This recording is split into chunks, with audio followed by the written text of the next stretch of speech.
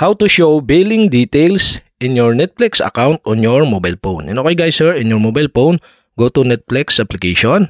Here in your Netflix homepage, you need to select the profile you want to use. So for example, I use Richard profile. Here in Richard profile homepage, go to My Netflix on the lower right side on your screen. Okay, tap the My Netflix. Here in My Netflix, go to 3 line on the upper right side on your screen. Okay, tap 3 line and the pop-up below are show. Here in pop-up, okay, go to account. Here in account, you can see here in membership section, the billing details. Okay, you can tap the billing details. And now we have successfully show the billing details of your Netflix account. So we only show up to 1 year of billing history.